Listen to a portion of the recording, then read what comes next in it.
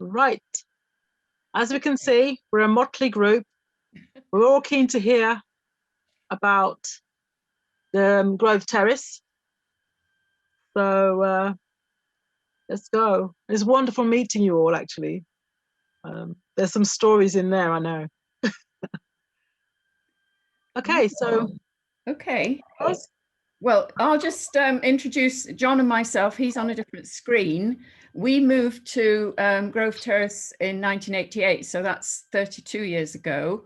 I'm interested in how many people have been living a long time in the Groves area. And that is a theme for Grove Terrace as well. And I've been doing family history research for quite a lot of years now, and ended up setting myself the task of actually looking at everybody who's lived on our terrace since it was built in 1824. So that amounts to about 150 households, possibly more, because I've got a big spreadsheet. You can't always see what's in the years in between the censuses, but it's interesting because about 150 households in 200 years is only 12 households per house. And in some cases it's less, it's 9, 10. So people have lived a long time in these houses on Grove Terrace, and clearly from what the rest of you are describing, in many other houses as well in this area. And I think I'm observing it just as a fact of life, perhaps, for many families, that once they're settled, they often do stay a long time. We moved up here. We were in London for, was it 13 years? I describe myself as being on sufferance down there. John is a southerner. He's from Kent, but he survived moving north. And I wanted to come back north because my roots are in the Lake District, and wanted to be nearer to my parents in their remaining years of life. So that was the reason for our move, and we've been very, very happy here. So what I'm going to show you, and we need to move over to some screen sharing. So I hope this technically is going to work, because I've done a little PowerPoint. It includes quite a lot of maps, because basically I'm at root a historical geographer. I'm very in love with the 1852 map of York, as I think I described last time we met. And it's interesting, what I'm going to be showing you about the terrace is how it stood alone for many, many years. It's a very strange development. And I've called my presentation City Houses in the Country, ? Because that's sort of what it is. So anyway, let's see if we can get over to the PowerPoint. I need to go to screen share. Let's see, here we go. Right. I need to get rid of that, don't I? Somebody tell me. Click on slideshow, Ros, that might do it. I'm just looking for it. Oh, down the bottom somewhere, I think. Slide sorter, normal. Here we go. So there we go, that's it. I've tried to, having done a few Zoom things now, I've realized that the way it tends to work is you get, the right-hand side has still got people on it. I could get rid of you, I suppose, and you could still just have me. But so I've moved my words quite often over to the other side, and some of the images. So anyway, let's go on. This is my starting point, which I thought you might find interesting. This is actually an aerial photograph from during the floods on Boxing Day 2015. And down the bottom is the roofs of Grove Terrace. And you'll see a white strip there. That's because John happened to have cleaned half the front path. But that was a good way of telling people where we were. But you'll see the greenery in the front of here. So in addition to being a rather unusual terrace of houses, we're also very much a green space.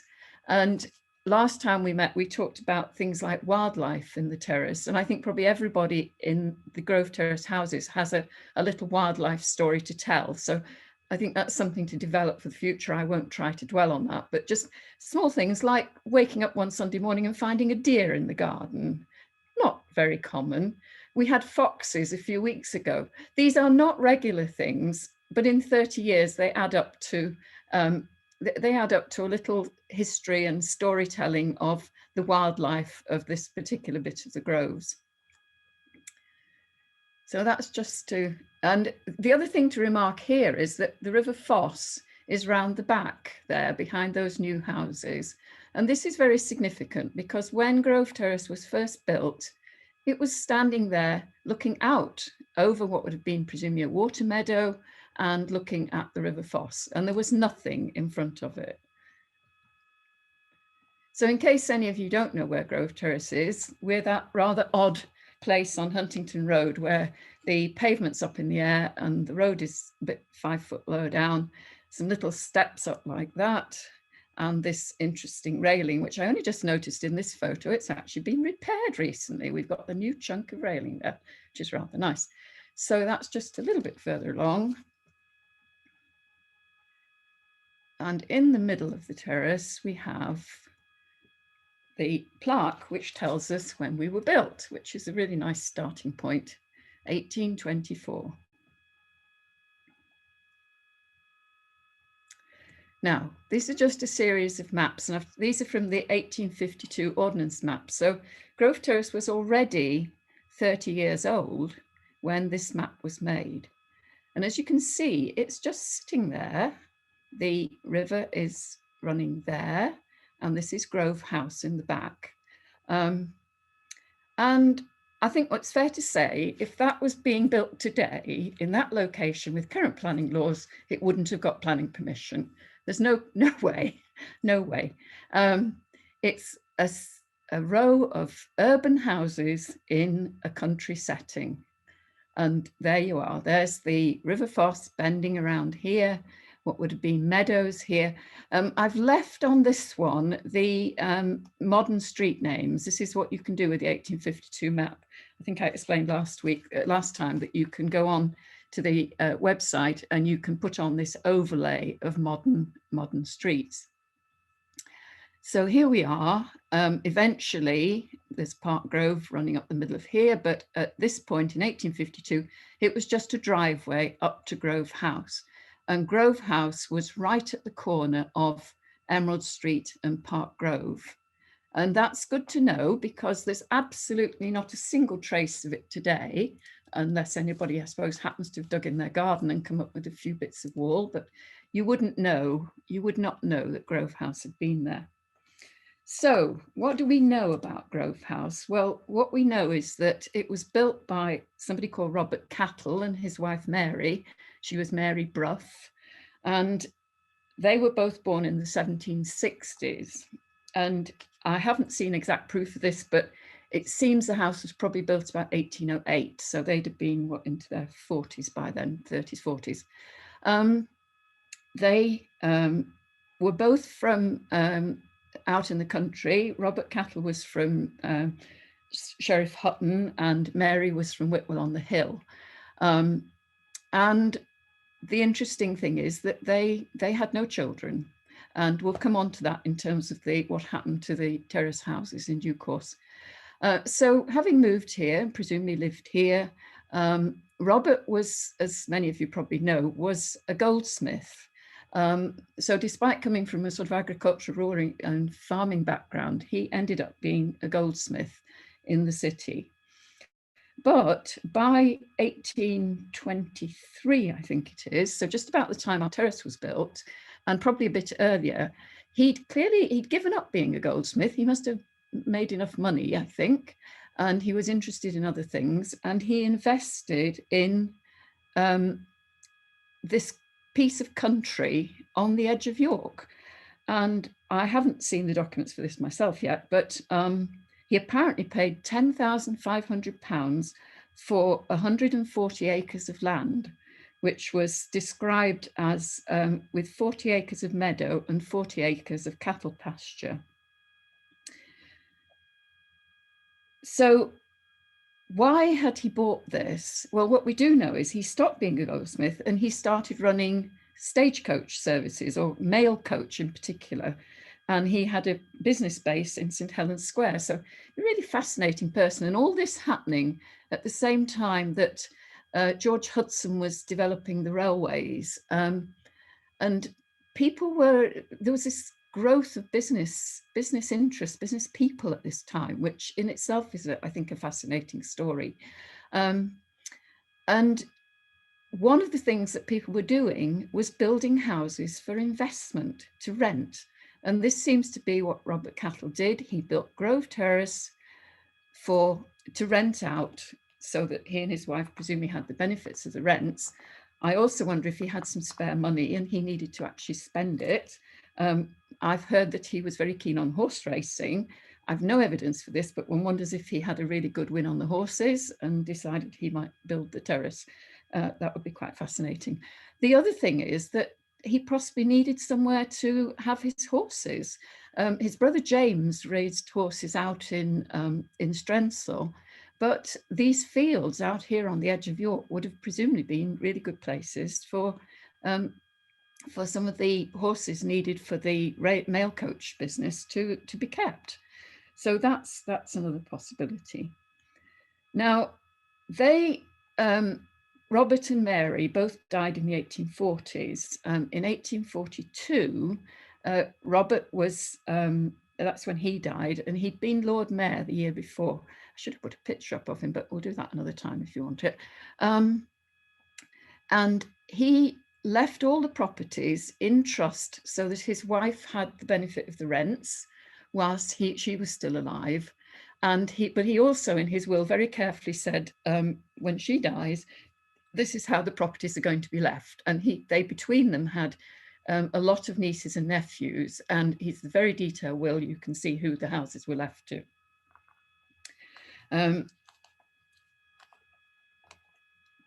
So moving on, let's see what's my next slide showing. Oh yes, this is showing the Grove House and Grove Terrace in the whole context of the Groves. And remember, this is 1852. This isn't 1824. So presumably some of this development will have happened since then. But I gather he very early on started selling off bits of property.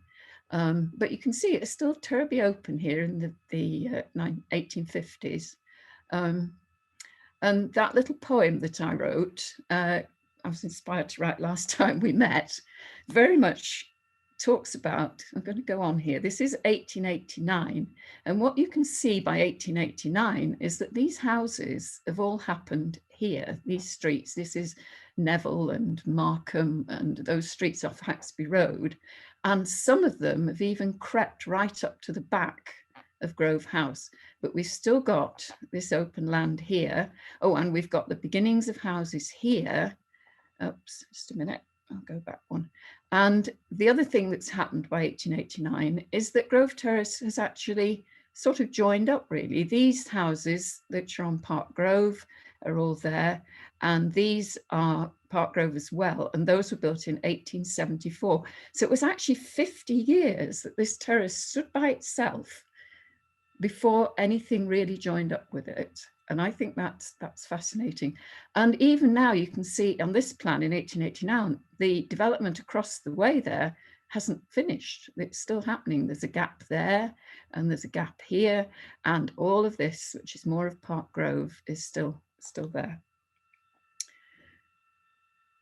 But this map, which is, oh dear, and it is hidden, it's 1907, shows the way in which finally Grove House has disappeared and Emerald Street, it would have been here, and Emerald Street and Diamond Street have been completed. And Emerald Street was only finished about 1907. And so that gives us, up to that point, Grove Terrace Lane would have been looking out at the gardens of Grove House, and the terrace would of course have been looking out over this way. So those are just some of the getting the map side straight. Let's see where I've got to. Oh yes, this is nice. In the 1841 census, Grove House, Robert Cattle, 79 years old, Lord Mayor. Now you don't see that very often in the census records, so I thought you might enjoy seeing that. started talking about the way in which this period of history, sort of 1800 onwards, was when many people were beginning to make money in different ways. And you'll see people who describe themselves as having independent income, and sometimes even as proprietors of houses. And other people say they've got income from shares, and they sometimes even say railway shares, because this is a time when the railways were booming. And of course, the history of the Groves is also linked up with the history of the railways. George Hudson himself bought number 42 and 44 Monkgate and converted those into a house. And he was living there in the 1840s and 50s, I think.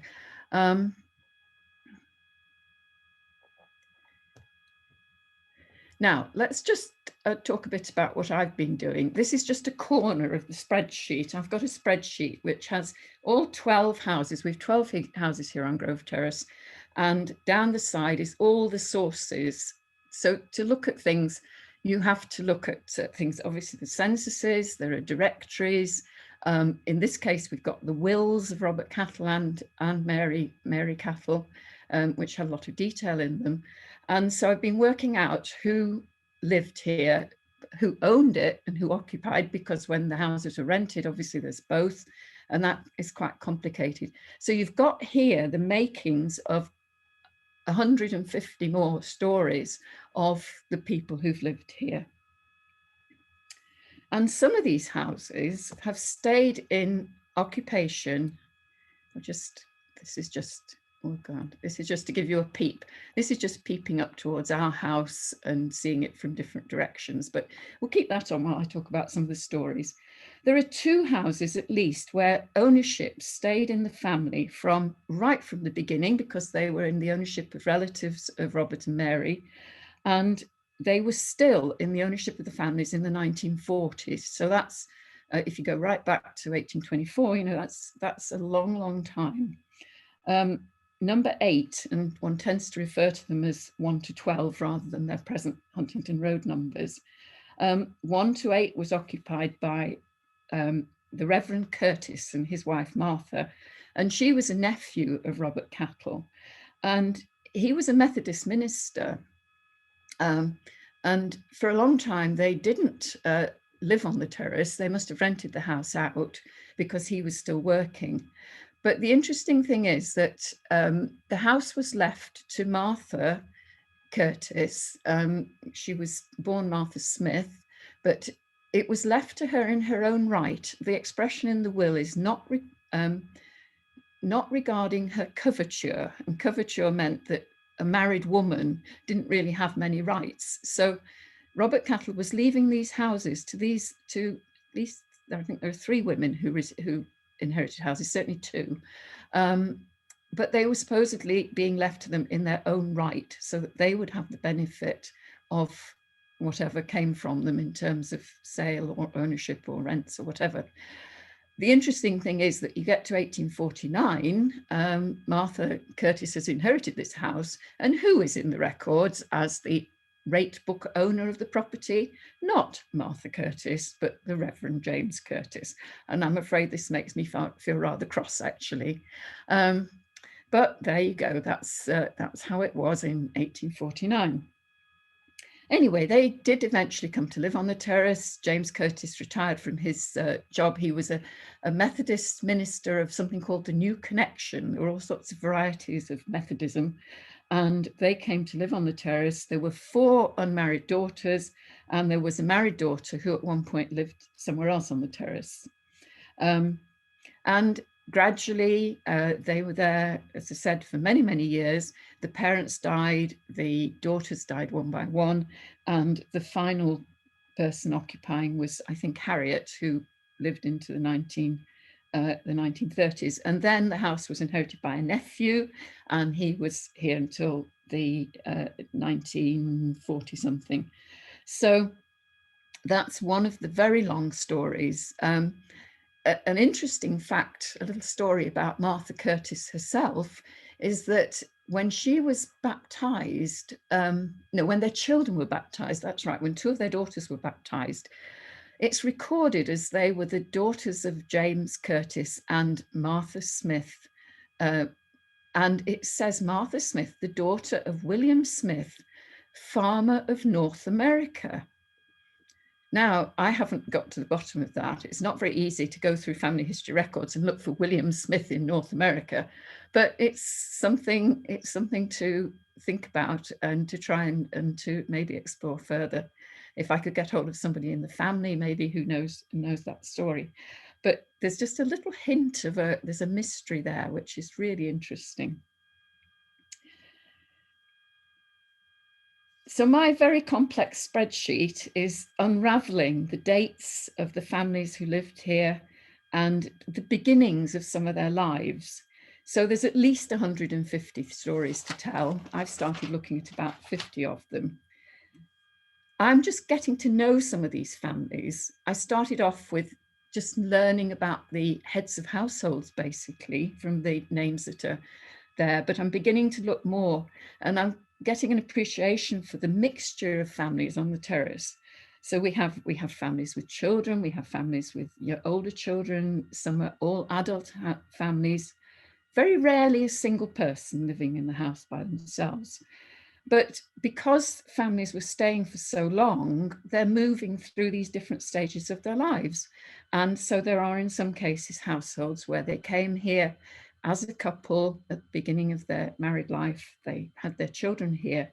And in some cases, they stayed for many years.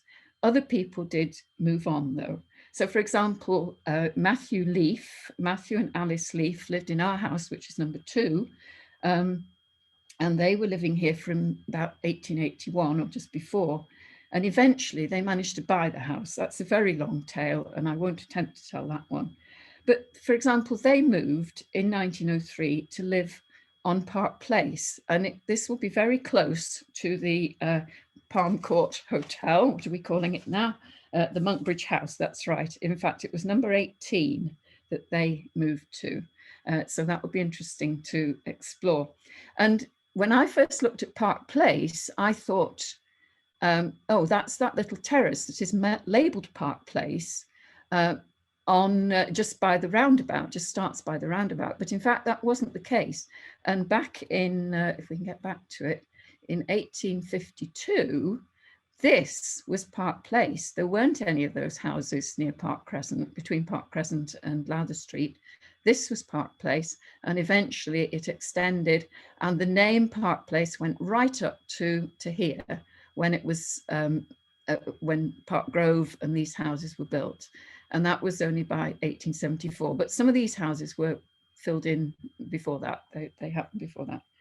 So the story behind our Matthew and Alice Leaf, and incidentally in the 1881 census, a little story is that the Leaf family were on the terrace. There was also a family called Mould, which I found rather interesting. Matthew was a younger son from a farming family at Stillingfleet. And as a younger son, he really wasn't going to inherit the farm. And he became a clerical officer for the gas board. And eventually, when he was living in our house, he was actually the assistant manager for the gas board. So presumably, this is the gasworks that we off Heworth Green here. This would be very close, and he'd have a very pleasant journey to work each morning, just walking from here. So they were a family who had their children here, raised their children. Another family was, and in fact there were several of them who lived on the terrace at the same time. This was the Hall families, and they were associated with glove making and leather. And they cured their own leather, which had to be of particularly high quality for making gloves, fine leather.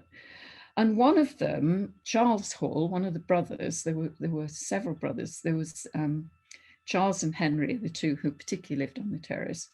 And Charles was born in 1807, and it looks like he could have been one of the very, very early residents of the terrace.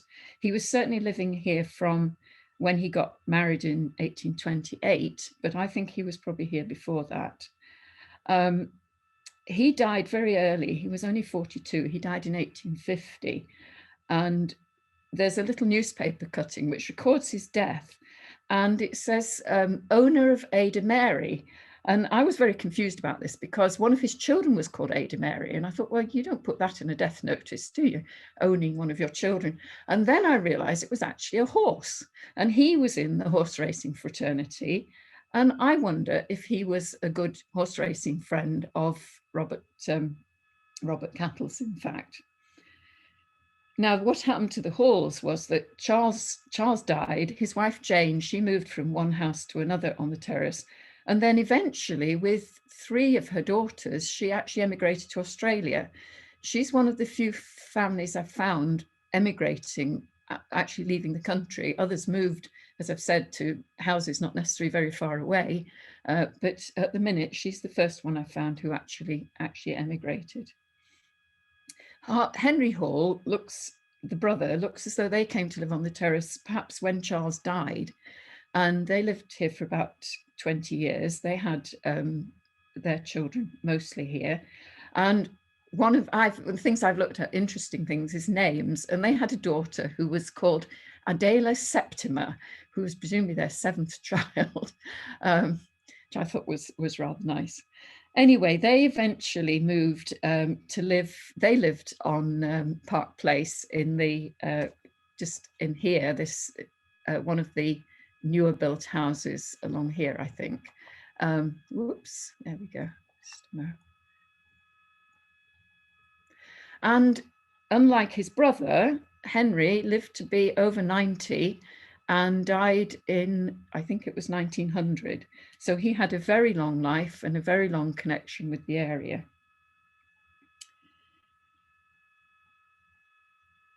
So my exploration is to find out about many of these families who lived here.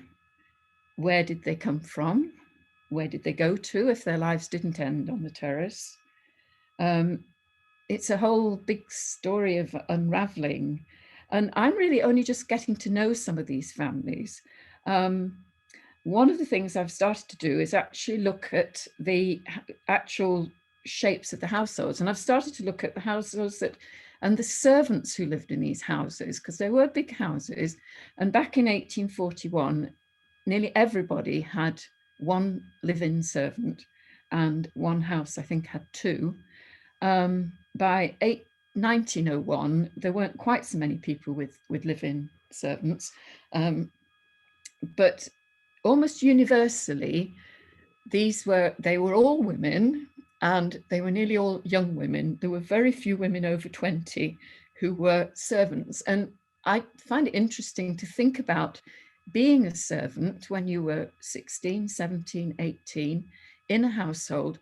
But not only that, for us today, it's not a life experience that most of us have, to actually share our home with somebody we call a servant. And I think there are stories to be told there. And many of these young women who came to the terrace, they almost all weren't York women. They were coming from villages around York. It was clearly a jumping off post, perhaps, for maybe going into a different job, or maybe marrying. And I haven't had time yet to follow any of these young women, but I think that's going to be an interesting thing to do as well, to choose some of them. There were 1 or 2 older women, and noticeably in number 12, there was a family called Lawton, and that family, Charles Lawton, the father, was a proctor, which was a legal, he was a lawyer effectively for the cathedral. They had 2 servants who stayed with them into their 40s and 50s and moved with them when they moved to a different location. And in York Cemetery, that's another source of information I've been looking at, there is a grave for these servants, and the Lawton family presumably paid for this grave, and there's a very loving tribute to them as loyal servants for so many, many years. And that's an unusual story. There was somebody else who had a housekeeper who had been with him elsewhere in York, moved to the terrace, and he was actually 35 years older than his housekeeper, but ended up marrying her when he was about 70. And then he died a few years later and she inherited one of the houses. So stories like that, sort of special stories. Another housekeeper who moved from one house when an elderly gentleman died, moved to another house to look after another elderly gentleman along the terrace. And thought that was rather nice. Now, I think I need to be drawing to a close, but say I've only been able to give you a little taste of some of these things that are coming out of the records here. Oh yes, the two Halls, the Charles and Henry, their sister Charlotte, she didn't live on the terrace, but she was the first person to be buried at York Cemetery in January 1837. And again, there's a very flowery inscription, a huge inscription to her and her, a flower that's been plucked from life too early. So that's another connection to the cemetery. We're each of us, of course, writing our own stories and the things that have meant things to us in the houses that we live in. And that's why it's sort of nice to hear about other people who are beginning to explore who's lived in their houses. I'm hoping eventually, if I can really get my act together, that this will become a book about the terrace. And there are stories you might call the clergyman's tale. This is mirroring Chaucer.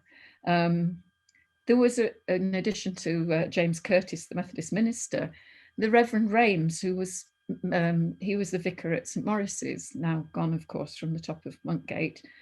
He baptized some of his own children, but sadly, he also buried his daughter, his own daughter, who had died when they were living on the terrace.